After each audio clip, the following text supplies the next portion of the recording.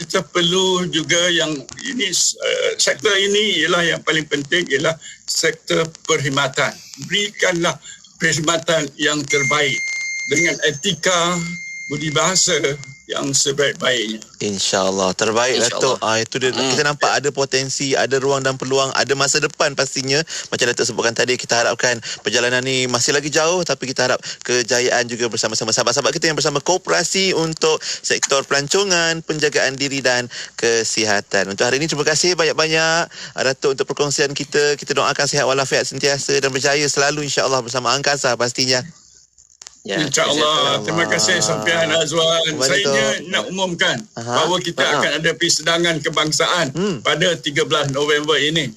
Jadi sama-samalah bagi ahli-ahli koperasi untuk mengikuti persidangan kebangsaan ataupun mesyuarat agung koperasi Angkasa. Baik, yang penting kita kerja bersama, manfaat demi manfaat bersama juga insya-Allah. Jumpa lagi Datuk insya-Allah. Terima kasih. Assalamualaikum. InsyaAllah jumpa. Waalaikumsalam warahmatullahi wabarakatuh. Alhamdulillah. Itu dia tuan-tuan dan sahabat-sahabat sekalian, Naib Presiden Angkasa yang berbagi Prof Mahdi Datuk Dr. Haji Ali Hassan bersama kita pagi ini. Ya, dan pastinya perkongsian itu tadi mengakhiri Warna Pagi untuk edisi hari Khamis hari ini, dan selepas ni Yati akan bersama anda untuk aspirasi 10.1 bermula dengan rancangan Tahsinul Ibadah. InsyaAllah hari ini Al-Fadhil Ustaz Ahmad Lutfi Muharram nak bersama-sama kongsikan tentang pengajian matan Zubat untuk bab haji dan juga umrah. Menarik itu insyaAllah. Moga-moga bermanfaat untuk semua. Dan untuk esok Warna Pagi edisi hari Jumaat, kita ada topik Jumaat. Al-Fadhil Ustaz Nazrul Abdul Nasir akan bersama kita untuk topik Jumaat esok. Jumpa esok sehingga itu Assalamualaikum. Warahmatullahi wabarakatuh. Bual bicara mesra koperasi itu tadi telah dibawakan eksklusif untuk anda oleh Angkatan Koperasi Kebahasaan Malaysia Berhad Angkasa. Layari www.angkasa.co.op atau hubungi bahagian komunikasi korporat Angkasa di talian 03-7800-7800 untuk maklumat lanjut. Baru tahu senang rupanya nak tambah saham, Nasir. Aku pun nak senang juga. Tambah saham macam mana tu? Skim Infak Lil Wakaf Angkasa untuk saham akhirat. InsyaAllah ganjaran pahala berganda. Oh, dah lama berwakaf melalui skim Infak Lil Wakaf Angkasa. Bayar tunai, online atau potong gaji. RM1 pun boleh, asalkan ikhlas. Jom kita tambah saham lagi. Saham wakaf nilainya kecil, ganjaran besar dan manfaat berpanjangan. InsyaAllah. Hubungi skim Infak Lil Wakaf Angkasa 03-78846767, WhatsApp 012-602-9655 atau layari www.angkasa.co.op. بالله من الشيطان الرجيم بسم الله الرحمن الرحيم Yasin. Istimewa untuk anda, kami bawakan program bacaan Yasin malam Jumaat bersiaran setiap hari Khamis minggu ketiga setiap bulan pukul 9 malam. Jangan lepaskan peluang bersama-sama mengalunkan bacaan Yasin secara berjemaah dan ikuti tazkirah ringkas oleh asatiza berkaliber. Hanya yang terbaik kami bawakan kepada anda. Hanya di IKIM, Inspirasi Inforia Islami. Hiburan mendidik jiwa hanya yang terbaik di IKIM, Inspirasi Inforia Islami. Kapsul Masa. Pada 20 Julai dalam tahun 2012, program Salam Ramadan peringkat masjid-masjid wilayah Persekutuan Kuala Lumpur 1433 Hijriah yang berlangsung di Masjid Jami' Bandaraya Kuala Lumpur telah dirasmikan oleh Pengarah Jabatan Agama Islam Wilayah Persekutuan Jawi merangkap Setiausaha Majlis Agama Islam Wilayah Persekutuan Mawib yang berbahagia Datuk Haji Cik Mat bin Cik Ali. Program ini dianjurkan oleh pihak Jawi dengan kerjasama OCBC Bank dan Dewan Bandaraya Kuala Lumpur di BKL sebagai penaja rasmi. Buat pertama kalinya, Kelab Motosikal SYM Malaysia beserta Imam Muda Korea Jawi IMQ dan pelbagai badan bukan kerajaan NGO serta komuniti insan disayangi gelandangan berkumpul bagi menjayakan program ini. Program tahunan ini bertujuan untuk menyemarakkan lagi program pengimarahan masjid di wilayah Persekutuan Kuala Lumpur. Sesungguhnya, program ini mampu memupuk semangat kerjasama dalam kalangan jemaah masjid dan sukarelawan agar lebih komited menjalankan kerja-kerja dakwah kepada semua lapisan masyarakat. Petikan fakta ini disediakan oleh Seksyen Dokumentasi dan Penerbitan Arkib Negara Malaysia. Ayuh keluarga Malaysia, kita bulatkan tekad dan bersatu hati untuk terus memelihara serta mempertahankan kedaulatan negara. Sebagai keluarga Malaysia yang besar, kita harus bertoleransi dalam semua perkara. Hormat menghormati serta mengekalkan perpaduan rakyat yang berbilang kaum, agama dan bangsa serta integrasi nasional silang budaya adalah tunjang kekuatan kita sebagai sebuah negara bangsa yang berjaya. Umpama selembar benang dikait, ditenun dan dijalin, akhirnya menjadi kain yang sempurna indah.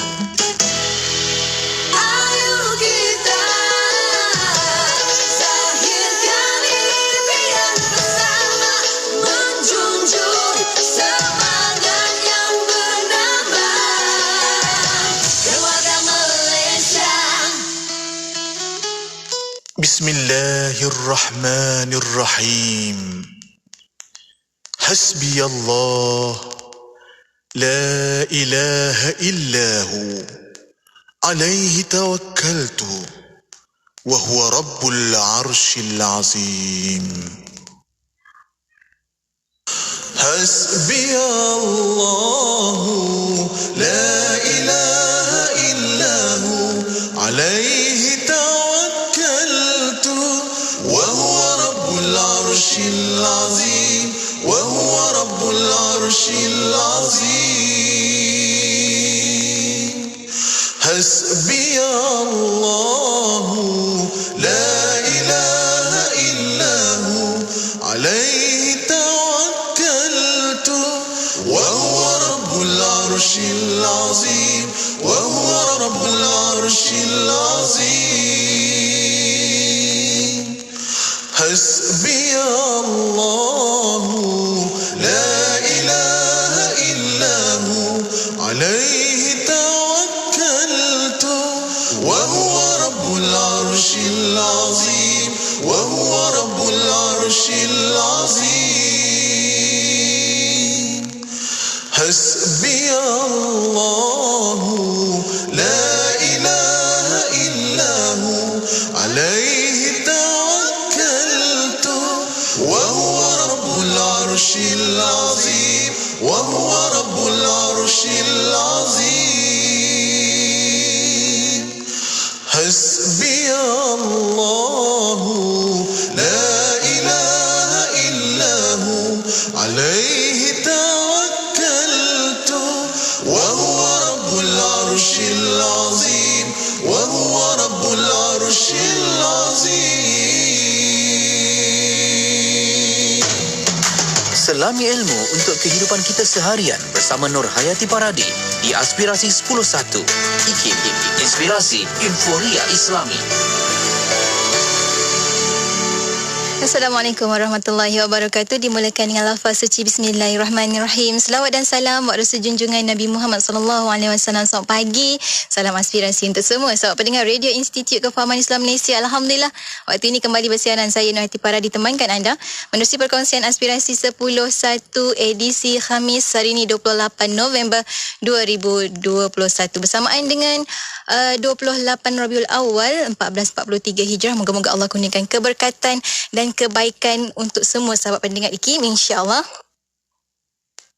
Dan insya-Allah bersama dengan Yati kejap lagi kita akan bersama untuk sama-sama belajar dalam perkongsian Matan Zubat menerusi tahsin ibadah bersama dengan Ustaz Ahmad Lufi Muharram untuk perkongsian pertama kita aspirasi edisi Khamis, insya-Allah. Apa pun nak ucapkan terima kasih terlebih dahulu pada anda dan juga pada rakan-rakan Warna Pagi sebentar tadi, Hazwan Shah dan juga Haji Sufian Amrin untuk perkongsian Warna Pagi. Baiklah, sebelum kita nak kongsikan tahsin ibadah bersama anda, kita dengarkan terlebih dahulu Khairil Bariyah untuk sama-sama kita dengarkan. Jom kita perbanyakkan selawat ke atas baginda Nabi sallallahu alaihi wasallam. Teruskan bersama Yati tentunya hanya di IKIM, Inspirasi Inforia Islami.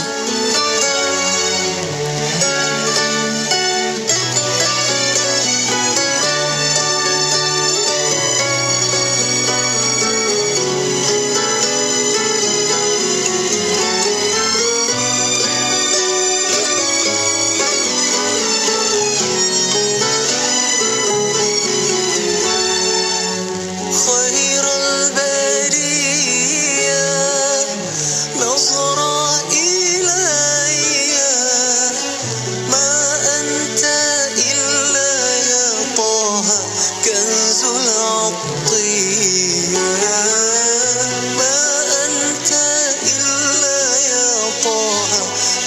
كنز العطية خير البرية نصر إلي ما أنت إلا يا طه كنز العطية ما أنت إلا يا طه كنز العطية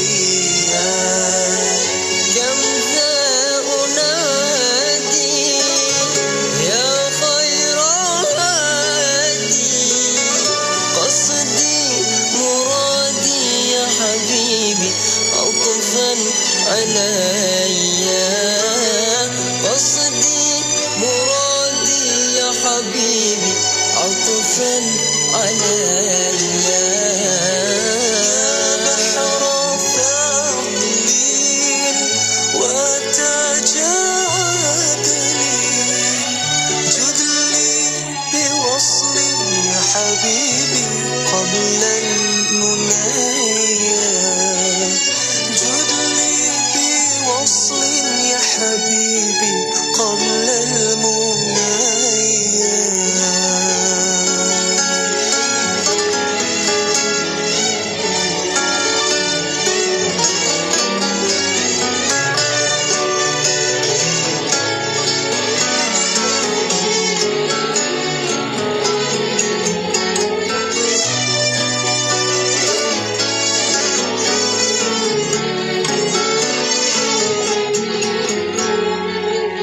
أهديك حبي صلاة ربي ما دام قلبي يا حبيبي بالذكر حيا ما دام قلبي يا حبيبي بالذكر حيا حاشاك تغفل عنا وتبخل يا خير مرسل يا حبيبي ارحم شجيا يا خير مرسل يا حبيبي ارحم شجيا يا خير الأنام يا بدر التمام مصباح الصالب يا حبيبي ونور عيني مصباح الصالب يا حبيبي ونور عيني خير البرية نصر إلي ما أنت إلا يا طه كنز العطية أنت إلا يا طه كنز العطية خير البرية نظر إلي ما أنت إلا يا طه كنز العطية ما أنت إلا يا طه كنز العطية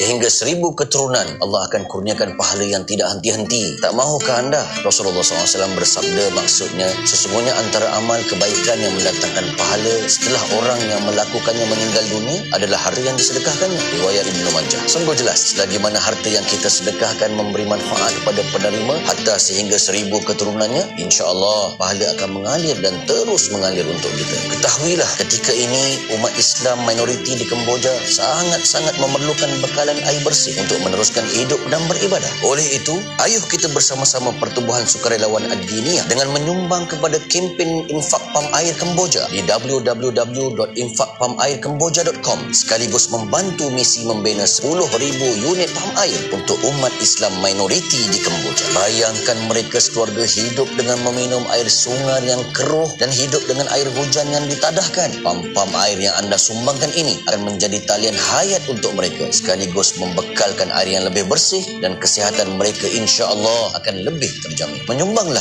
di www.infakpamairkemboja.com. Ikutlah teladan kisah Sayyidina Osman bin Affan radhiyallahu anhu yang membeli telaga dari seorang Yahudi dan mewakafkannya kepada penduduk Madinah. Lalu tanah di sekitar telaga juga menjadi subur dan tanaman di kawasan sekitar memberikan pulangan yang besar kepada kerajaan Khalifah Islam hinggalah ke hari ini. Berinfaklah kepada kempen infak pam air Kemboja sekarang di www.infakpamairkemboja.com. Infak dikit tanda ingat, infak banyak tanda mampu. Selagi mana air ini digunakan hingga beberapa keturunan pun, selagi itu pahala mengalir untuk anda seperti mana mengalirnya air untuk mereka dari pam yang anda sumbangkan. Kita lapangkan kesusahan mereka ketika ini. Insya-Allah Allah janji akan lapangkan kesusahan kita serta ganda-gandakan rezeki kita bukan sahaja di dunia juga di akhirat kelak. Berinfaklah di www.infakpamairkemboja.com. Selepas 24 tahun berjaya membangunkan 13 tahfiz terkemuka di Malaysia dan melahirkan ratusan penghafal Al-Quran, kini Yayasan Sofa telah melancarkan projek terbesar mereka, pembinaan Kompleks Islam As-Sofa di Seremban. Kompleks yang bakal siap pada tahun 2025 ini akan menempatkan 3,000 penghafaz Al-Quran dan ilmuwan hadis. Jom bersama As-Sofa. Layari laman web dan FB Yayasan Sofa Negeri Sembilan sekarang. Ibu kami baik hati, kami semua gembira. Abang juga sayang kami, jom nikmati bersama. Saya mahukanlah susu kambing. Abah mahukanlah susu kambing. Semua sukakanlah susu kambing. Cuba sekali pasti nak lagi. Abah mahukanlah susu kambing. Kakak pun mahukanlah susu kambing. Adik mahukanlah susu kambing. Ibu tahu kegemaran kami semua. Las susu kambing. Ulala, ulala, ulala. Ulala, ulala, ulala.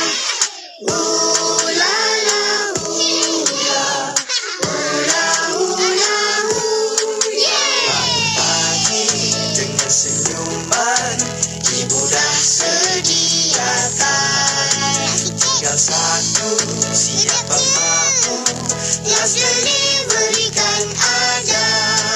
Saya mahukanlah susu kambing. Abah mahukanlah susu kambing. Semua sukakanlah susu kambing. Cuba sekali pasti nak lagi. Abah mahukanlah susu kambing. Kakak pun mahukanlah susu kambing. Adik mahukanlah susu kambing. Ibu tahu kegemaran kami semua.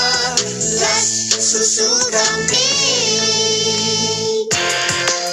Sejak 20 tahun ini, warga akademik terus menjadi penyumbang utama kepada rancangan-rancangan di Radio IKIM. Saya sendiri dari Pusat Kajian Ekonomi dan Kemasyarakatan Emas misalnya, ke udara bagi mengupas tajuk-tajuk yang sesuai dengan bidang pengkhususan saya iaitu wanita, keluarga dan masyarakat. Rancangan Wanita Hari Ini yang ke udara sejak 2001 hingga 2010 misalnya merupakan antara rancangan terawal mengisi Radio IKIM yang mengupas isu-isu berkaitan wanita dan keluarga. Saya juga secara bergilir dengan rakan-rakan akademik yang lain mengisi program isu semasa di mana kami memberi perspektif Islam terhadap isu terkini yang melanda masyarakat. Di PPLI, saya dan rakan-rakan mengisi program bersama PPLI dari tahun 2012 sehingga 2016 bagi mempromosikan modul-modul latihan IKIM. Pada tahun 2017 hingga 2018, saya bersama beberapa warga akademik yang lain mengisi rancangan dimensi selaras dengan bidang pengkhususan masing-masing. Bermula 2019, saya menyumbang kepada rancangan Family yang mengenengahkan isu-isu kekeluargaan agar ahli keluarga dapat berperanan secara berkesan untuk menjayakan keluarga masing-masing. Ketika ke udara, setiap tajuk dikupas dari perspektif Islam agar kefahaman Islam masyarakat dapat dipertingkatkan.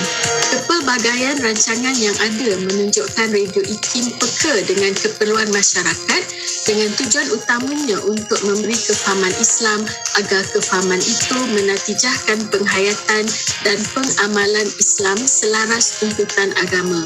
Selamat menyambut ulang tahun ke-20 Radio IKIM. Semoga terus maju dalam memberikan kefahaman Islam kepada masyarakat. Dari saya, Siti Fatimah Abdul Rahman. Radio IKIM 20 tahun, sentiasa relevan dan terkini.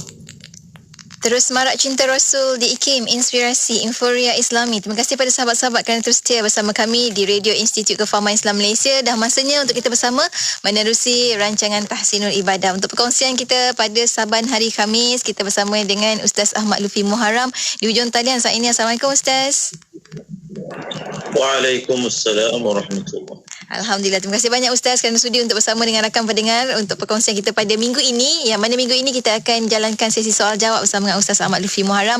Anda boleh ajukan soalan-soalan anda di FB IKIM FM, YouTube channel IKIM dan juga di WhatsApp IKIM di 011-29004004. Saya ulangi 011-29004004. Untuk anda rakan pendengar, kita mulakan pertemuan kita Ustaz hari ini dengan sedikit mukadimah daripada Ustaz. Silakan Ustaz. Assalamualaikum warahmatullahi wabarakatuh. Bismillahirrahmanirrahim. Alhamdulillahi rabbil alamin. Wa sallallahu ala sayyidina Muhammadin wa ala alihi wa sahbihi ajma'in. Wa la hawla wa la quwwata illa billahil aliyil azim. Terima kasih kepada DJ Nur Hayati Paradi, penerbit rancangan Tahsinul Ibadah, dan seterusnya sidang pendengar IKIM yang dirahmati Allah Subhanahu wa ta'ala. Wa tazawwadu. Allah Ta'ala berfirman kepada kita di dalam Al-Quran, wa tazawwadu, dan hendaklah kamu berbekal. Inna khairaz zadi taqwa, sesungguhnya sebaik-baik bekal itu adalah ketakwaan kepada Allah Subhanahu wa ta'ala. Bagaimana seseorang itu boleh meraih ketakwaan kepada Allah? Tidak ada jalan lain daripada melalui wasitah perantaraan Rasulullah sallallahu alaihi wasallam. Ini adalah satu-satunya jalan untuk merealisasikan ketakwaan. Kerana apa? Kerana di dalam Al-Quran Allah Ta'ala menyatakan bahawasanya kalaulah kamu inginkan kecintaan kepada Allah Subhanahu Wa Ta'ala, maka hendaklah kamu mengikuti Rasulullah sallallahu alaihi wasallam. Maka ini adalah suatu perkara yang khususnya kita pada hari ini, iaitu pada bulan Rabiul Awal, mengingati Rasulullah sallallahu alaihi wasallam, dan jalan untuk seorang itu dapat mengikuti Nabi sallallahu alaihi wasallam adalah jalan mahabbah, dan jalan mencintai Rasulullah sallallahu alaihi wasallam. Maka semarakkan cinta kepada Nabi supaya kita dapat mengittiba' Nabi sallallahu alaihi wasallam. Dengan kita ittiba' Nabi sallallahu alaihi wasallam, maka kita akan dapat kasih sayang daripada Allah Subhanahu wa taala dan dapat merealisasikan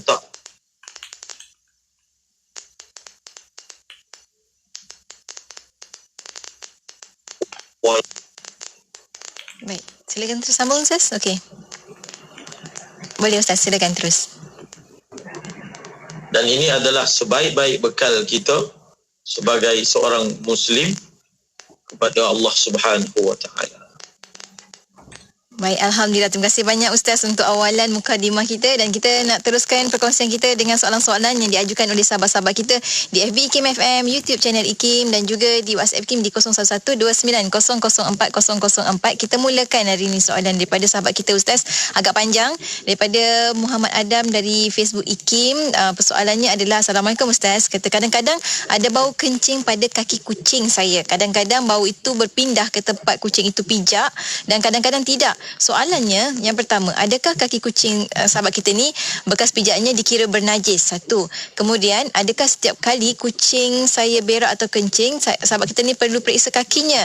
Dan yang ketiga, kucing tersebut pernah masuk ke rumah selepas bermain di rumput yang berembun. Adakah setiap bekas tapak kakinya itu najis? Dan yang keempat, bagaimana solat sebelum ini Ustaz?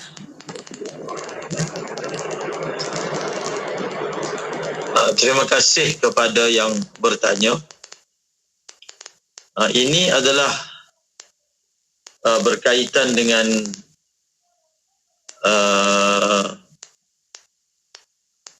pemeliharaan kucing. Nabi SAW telah mensifatkan binatang kucing ini sebagai fa innaha minat tawafina alaikum wat tawafat. Sesungguhnya kucing itu adalah binatang yang sering berkeliaran, sering berputar-putar. Nabi gunakan perkataan tawafin, sering bertawaf. Tawaf itu maksudnya berpusing-pusing, keluar masuk di dalam rumah kalian. Seperti mana ia berlaku pada zaman kita, maka ia juga berlaku pada zaman Rasulullah sallallahu alaihi wasallam. Dia adalah binatang yang dimesrai, bukan binatang yang dihalau-halau seperti tabiat sebahagian manusia yang tidak menyukai kucing. Kemudian berkaitan dengan najis ini, jelas air kencing itu najis, bulu kucing juga adalah najis. Cuma kita ada kaedah yang menyatakan bahawasanya kalaulah perkara itu tidak pasti, kerana kadang-kadang bau itu melekat bukan kerana ada ain daripada air kencing tersebut. Contohnya ada perkara yang mana bau dia kuat sehingga bau itu melekat, sedangkan tidak ada ain daripada bahan asal najis tersebut, maka kita tidak akan menghukum najis lantai kita. Kita guna kaedah begini. Jadi mereka yang memelihara kucing, dia menggunakan kaedah yang pertama, selagi kita tidak yakin bahawasanya tempat itu bernajis, maka kita akan hukum ia sebagai suci. Sangkaan-sangkaan itu tidaklah akan memberi sebarang kesan. Itu yang pertama. Yang kedua, kalaulah misalnya bulu kucing itu najisnya merata-rata, iaitu bulu itu merata-rata, maka dimaafkan kepada kita kerana dia sudah termasuk dalam keadaan yang digelar sebagai umumul balwa. Umumul balwa iaitu keadaan yang merata, suatu keadaan yang merata dan mengumumi sesuatu tempat sehingga sukar untuk dielakkan. Maka tak perlulah setiap kali kucing masuk dalam rumah kita nak pergi cek kaki dia, dah buat satu kerja pula. Tidak, kerana perkara itu tidaklah menjadi satu perhatian semasa kucing itu di zaman Rasulullah sallallahu alaihi wasallam. Dia adalah binatang yang tidak mengenal najis ataupun tidak najis. Kita hanya akan basuh bahagian yang kita yakin terkena najis, dan kalaulah bulu itu terlalu banyak maka ia dimaafkan dan kita tidak wajib mengulangi solat hanya kerana sekadar sangkaan sahaja. Dan kalaulah seseorang itu kerana kucing dia menjadi was-was, maka dia usahlah bela kucing, belikan dalam aquarium, insya-Allah. Masya Allah, Alhamdulillah. Terima kasih banyak Ustaz untuk jawapan. Seterusnya kita ada soalan dari WhatsApp IKIM di 01129004. Kita ada Makcik dari Kepong nak bertanya. Makcik niat mendirikan solat sunat 2 rakaat tapi sering terlajak menjadi 3 rakaat Ustaz. Sebaik berdiri untuk rakaat ketiga baru tersedar dah selesai rakaat kedua tersebut. Dan Makcik baca juga Al-Fatihah terus rukuk sujud ikut sujud dan diikuti sujud sahwi. Sah ke solat Makcik tu Ustaz? Makcik baca Al-Fatihah. Makcik dari Kepong nak bertanya, makcik mendirikan solat sunat 2 rakaat tapi sering terlajak menjadi 3. Sebaik berdiri untuk rakaat yang ketiga baru tersedar dan selesai 2 rakaat. Kalau kita mengerjakan solat, kalau kita niatkan itu 2 rakaat, maka solat, walaupun solat sunat, kita hendaklah mengerjakannya 2 rakaat. 2 rakaat. Kita hendaklah mengerjakannya 2 rakaat. Kalau kita terbangun ke rakaat yang ketiga secara tidak sengaja, maka hendaklah kita turun semula. Tak boleh habiskan 3 rakaat. Tidak boleh habiskan 3 rakaat. Ya, betul. Oleh kerana kita telah tertambah secara tidak sengaja, maka kita disunatkan untuk sujud sahwi. Tapi kalau dia sengaja bangun rakaat ketiga, maka ia akan membatalkan solat. Sama seperti seorang solat subuh yang bilangan rakaatnya 2, lalu dia telah bangun ke rakaat ketiga secara sengaja, maka apa berlaku? Sembahyang dia batal.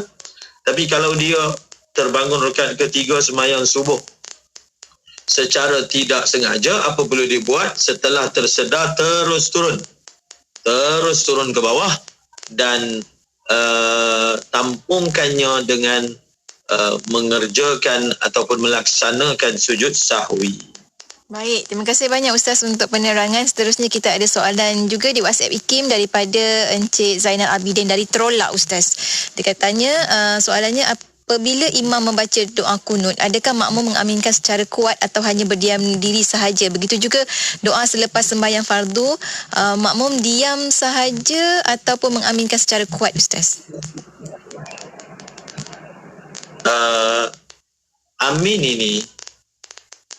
Amin ini adalah amalan yang dilakukan secara kuat.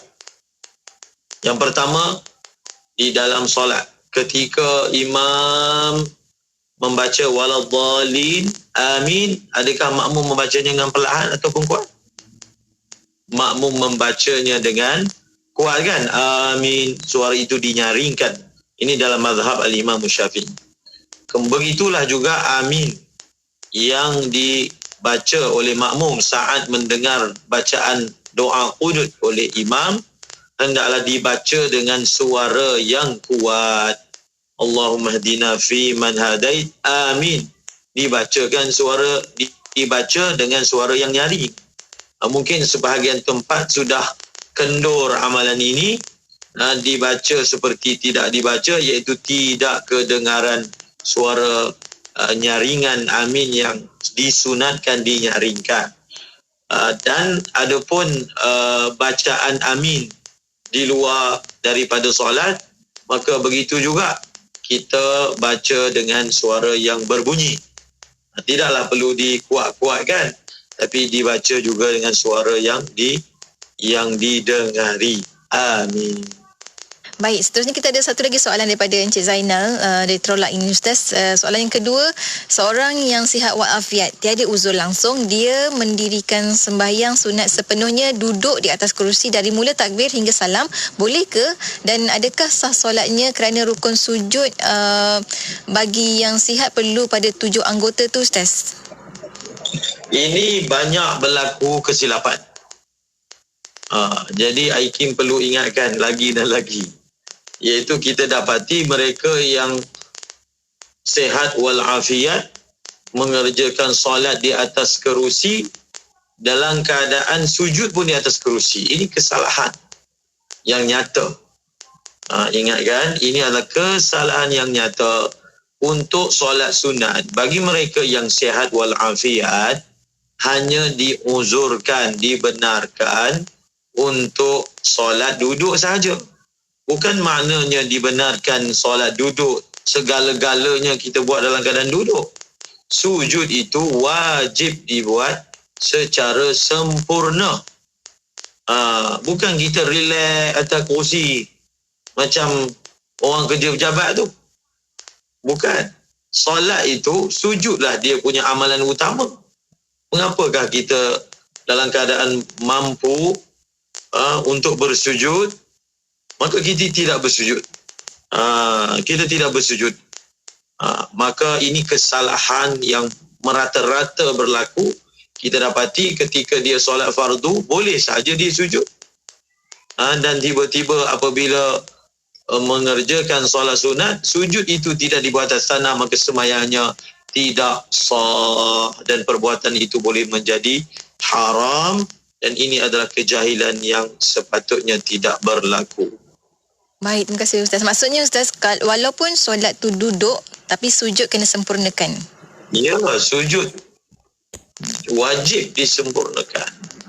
Baik, terima kasih banyak Ustaz untuk pencerahan, dan kita akan berhenti rehat ketika selepas ini. Banyak lagi soalan-soalan bakal diajukan kepada Ustaz Ahmad Lutfi Muharram. Anda juga sangat-sangat diadu-adukan untuk mengajukan soalan anda di FB IKIM FM, YouTube channel IKIM, dan juga di WhatsApp IKIM di 0112900404, dan sangat juga diadukan untuk anda menekan butang share untuk perkongsian pada hari ini. Kita akan berhenti rehat seketika, kembali selepas ini tentunya hanya di IKIM, Inspirasi Inforia Islami.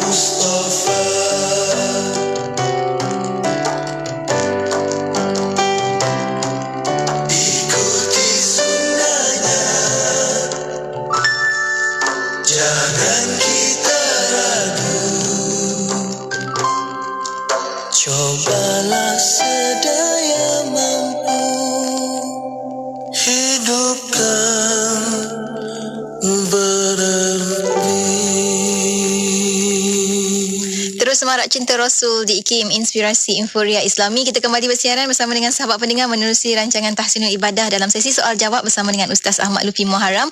Untuk anda ajukan soalan anda di FB, YouTube IKIM dan juga di WhatsApp IKIM di 0112900404. Ustaz, kita sambung lagi Ustaz perkongsian soalan-soalan daripada sahabat-sahabat kita.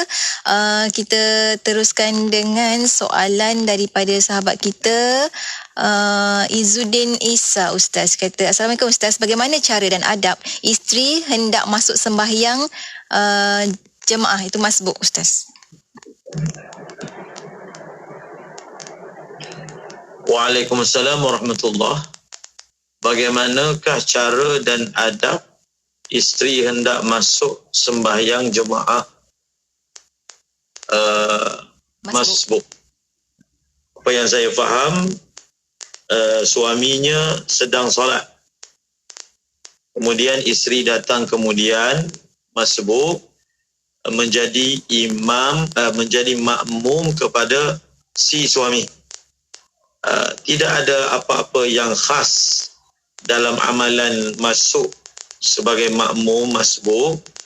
Memadailah isteri itu berdiri di bahagian ataupun di tempat yang sepatutnya wanita berdiri sebagai makmum, iaitu di belakang imam, dan kemudian dia boleh mengikuti suaminya. Dan kalaulah dia rasa suaminya tidak menyedari kehadirannya, maka bolehlah dia memberi sedikit isyarat. Kalaulah isyarat dengan dia tepuk, contoh, sudah difahami oleh suami dia, maka ia sudah memadai. Tetapi kalau isyarat seperti itu tidak disedari oleh suaminya, mungkin dia boleh mengeraskan sedikit suaranya saat melafazkan Allahu Akbar sebagai isyarat yang dia menjadi makmum kepada suaminya.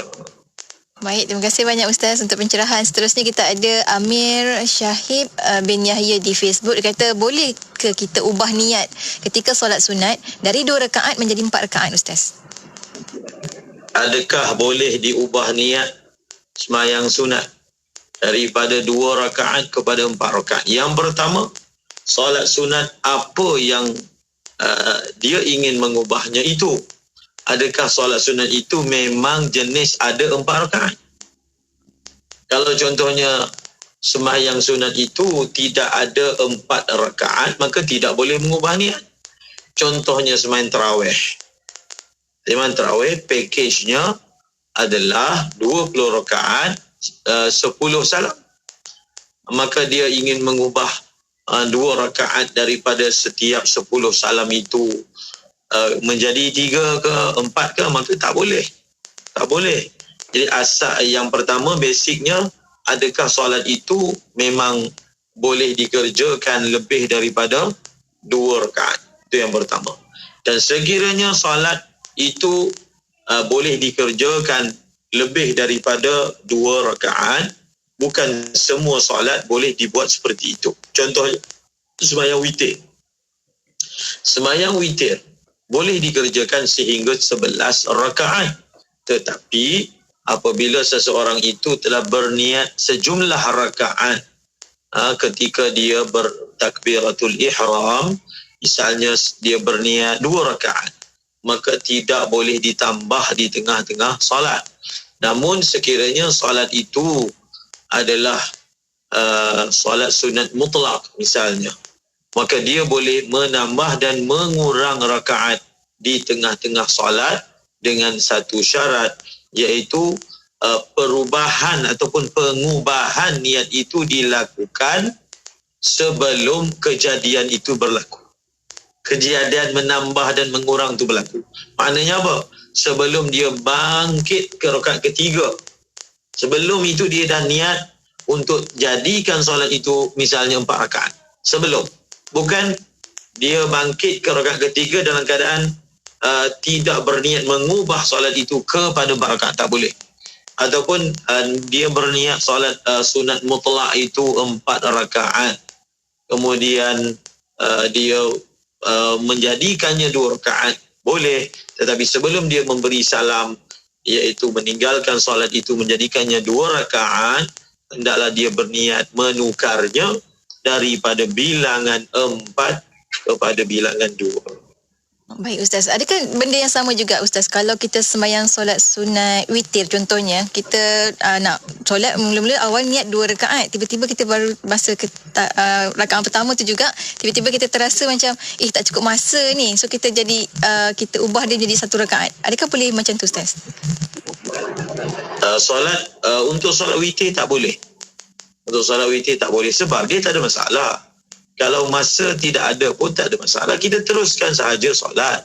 Sebahagian daripada solat witir kalau dia berlaku luar daripada waktu, maka ia dikira berlaku sebagai qada. Sebab sembahyang witir ni antara solat yang boleh dilakukan luar daripada waktunya sebagai qada. Maka dia teruskan. Kalau sebahagian solatnya terbabas, terkeluar daripada sempadan waktunya, maka ia dikira sebagai qada. Baik, Alhamdulillah. Terima kasih banyak Ustaz. Seterusnya kita ada soalan di WhatsApp, di Facebook UKIM, daripada Nur Wahida Nordin. Kata, Assalamualaikum Ustaz. Dia kata, Waalaikumsalam. Soalan sahabat kita ni seorang yang bergaji bulanan. Jika sebahagian besar daripada bulanan pendapatan tersebut digunakan untuk infak ataupun hadiah, perlukah lagi untuk bayar zakat pendapatan daripada kiraan jumlah pendapatan yang diterima tu Ustaz? Infak hadiah adalah satu jenis amalan. Zakat adalah amalan yang lain pula. Sedekah, infak, wakaf tidak boleh mengganti zakat. Tidak boleh. Kerana hadiah, sedekah, infak, wakaf ini semua adalah sunat. Amalan sunat. Mana mungkin amalan sunat itu boleh menggantikan amalan wajib. Kalaulah seorang itu duitnya tidak pernah dapat disimpan sehingga cukup nisab dan cukup haul, kerana dia adalah orang yang sering berinfak, maka tidak ada masalah. Tidak ada masalah bukan maknanya dia berdosa. Oh, dia tak simpan duit sampailah tidak kena wajib bayar zakat. Tak berdosa. Sebab ada juga sebahagian ulama yang begitu. Tidak pernah menyimpan duit yang ada. Setiap hasil yang dapati terus disedekahkan sehingga tidak pernah membayar zakat. Tetapi bukan maknanya tidak pernah membantu orang lain. Dia membantu orang lain dari sudut ataupun dari segi infaknya, sedekahnya. Jadi seperti yang saya nyatakan tadi, tidaklah menggantikan zakat. Maknanya kalaulah duit yang berbaki daripada infak tadi itu cukup nisabnya, cukup haulnya, masih ada lagi kewajipan membayar zakat yang perlu dilunaskan. Baik, Alhamdulillah. Terima kasih banyak Ustaz untuk pencerahan. Seterusnya kita ada soalan daripada Lanami Amy. Assalamualaikum Ustaz. Kata, bolehkah kita mengqada solat subuh di siang hari tanpa kunut Ustaz?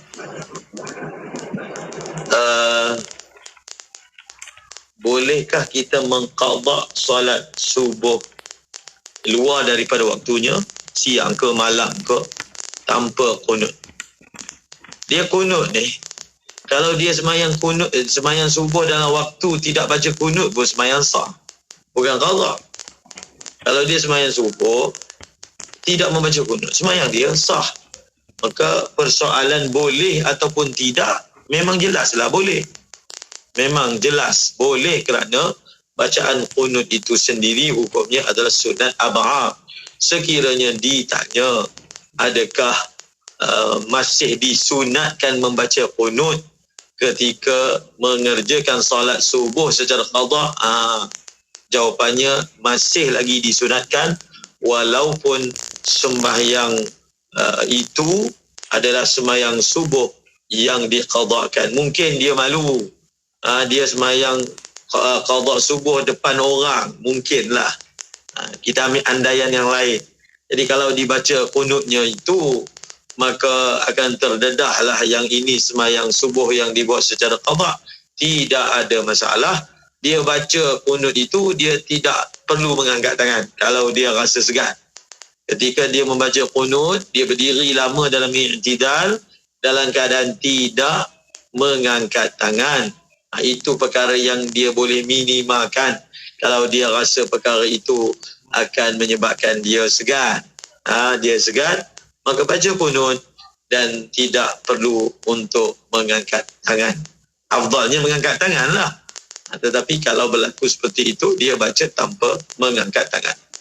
Baik, Alhamdulillah. Terima kasih banyak Ustaz. Seterusnya kita ada Bandel Taufiz Mahabbah dari di FB IKIM.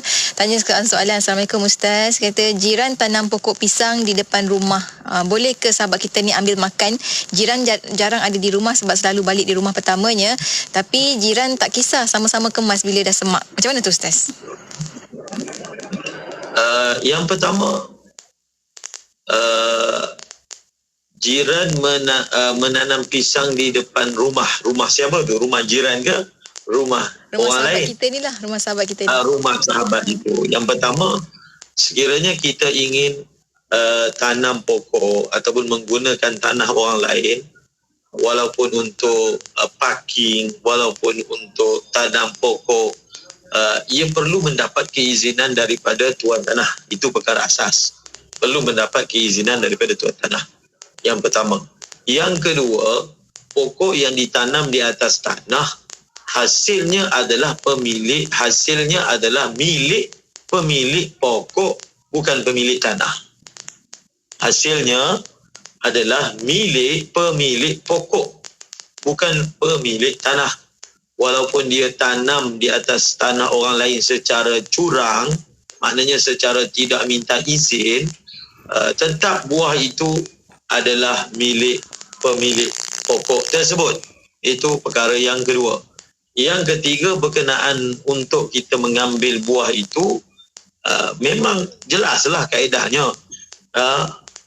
Bila kita katakan buah itu milik pemilik pokok, perlulah kita mendapat keizinan daripada tuannya. Namun sekiranya ada keizinan umum ataupun ada kita tahu yang dia redha kita ambil, dia pun pernah bagi tahu secara izin umum yang saya sebut tadi, kalau hang nak ambil itu ambil lah, janji kemas contoh, ataupun dia memang maknanya kita tahu kalau kita ambil pun dia redha, dia suka, dia tidak ada masalah. Kalau memang perkara itu dimaklumi, maka kita boleh mengambilnya. Tetapi sekiranya perkara-perkara tadi tidak ada, iaitu keizinan secara khas ataupun keizinan secara umum ataupun tahu yang dia redha, maka tidak boleh kita mengambilnya. Kalau kita rasa dia ni tanam atas tanah saya, kemudian sebiji pun tak bagi, contoh, maka tuan tanah ada hak untuk tidak membenarkan pokok itu ditanam di atas tanah dia. Baik, Alhamdulillah. Terima kasih banyak Ustaz. Seterusnya kita ada soalan daripada Rahim Talib di FB IKIM. Kata Ustaz, Assalamualaikum. Waalaikumsalam. Mohon penjelasan Ustaz kemusykilan sahabat kita ni. Selepas selesai solat asar, tiba-tiba sahabat kita dapati pacat di betis, tiada darah keluar. Kata, adakah perlu ulangi sembahyang tersebut Ustaz? Ada pacat.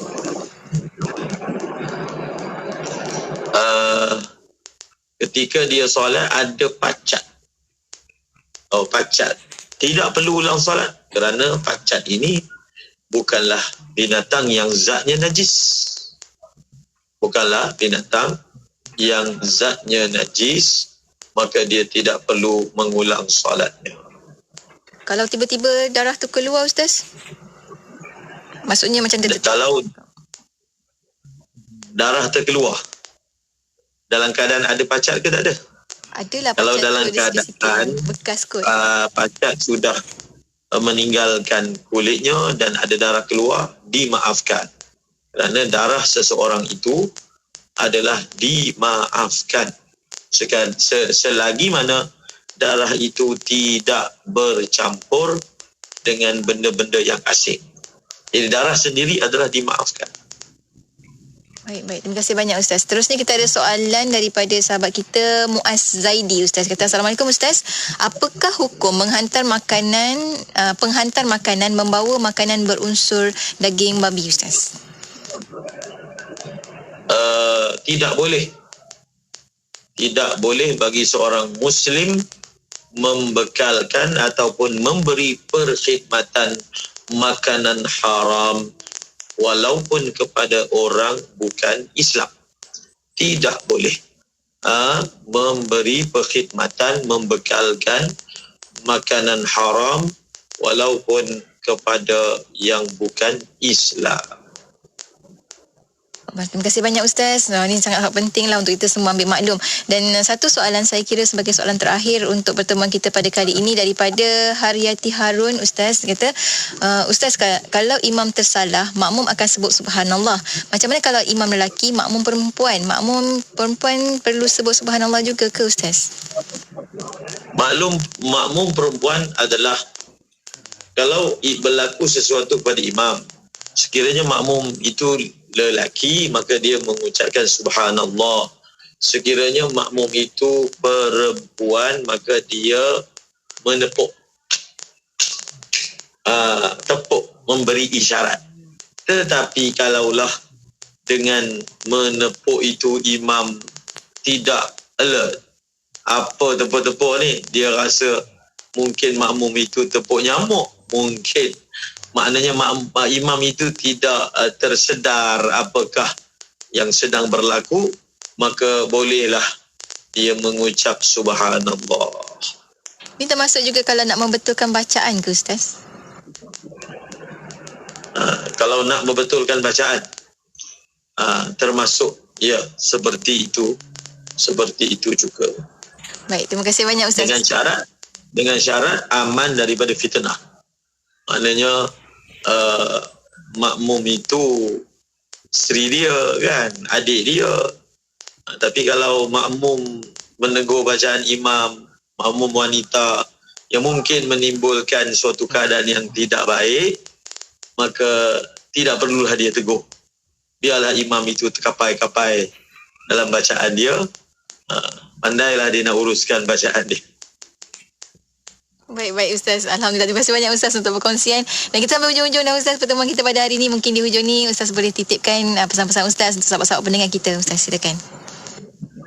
Di bulan Rabiul Awal ini, mari kita semarakkan kecintaan kepada baginda Rasulullah sallallahu alaihi wasallam dengan memperbanyakkan mendengar, membaca peribadi sirah Nabi sallallahu alaihi wasallam, seperti yang sering kita ucapkan, tidak kenal maka tidak cinta. Bagaimana kita ingin terus menyemarakkan rasa cinta kepada baginda Rasulullah sallallahu alaihi wasallam adalah dengan kita membaca lagi dan lagi daripada segi peribadinya, akhlak budi pekertinya baginda Rasulullah sallallahu alaihi wasallam, sehingga kecintaan yang mendalam dalam erti kata yang sebenarnya berada dalam diri kita, dan ambil mood bulan Rabiul Awal ini untuk merealisasikan perkara tersebut. Dan sesungguhnya walau bagaimanapun kita memuji, walau bagaimanapun kita menyatakan kecintaan kepada baginda Rasulullah sallallahu alaihi wasallam, kita tidak pernah dapat untuk menunaikan haknya. Maka jadikan seperti yang kita sebut di awal tadi, cinta ini sebagai bekal kita untuk selamat daripada neraka Allah Subhanahu wa taala. Satu perkataan yang merupakan janji yang menggembirakan orang Islam daripada Rasulullah sallallahu alaihi wasallam, al-mar'u ma'a man ahabba. Seseorang itu akan bersama sesiapa yang dia kasihi. Maka ini yang saya maksudkan, jadikanlah kecintaan kepada baginda sebagai bekal untuk kita bersama-sama dengan orang yang dikasihi, iaitu Rasulullah sallallahu alaihi wasallam di dalam syurga kelak. Amin ya rabbal alamin. Terima kasih banyak Ustaz untuk perkongsian. Terus kita semarak cinta Nabi sallallahu alaihi wasallam. Terima kasih, sampai kita bertemu lagi minggu hadapan insya-Allah Ustaz. Assalamualaikum. Waalaikumsalam. Dan untuk anda sahabat pendengar, teruskan kesetiaan bersama kami tentunya hanya di IKIM Inspirasi Inforia Islami. Cintaku tiada bersaksi, mendesak iman meninggi, yakinku tidak bermimpi, adanya dirimu Nabi. Cintaku apabila menyaksi, membuat rindu nan tinggi, mendamba kasihmu Nabi, sinada dahaga apabila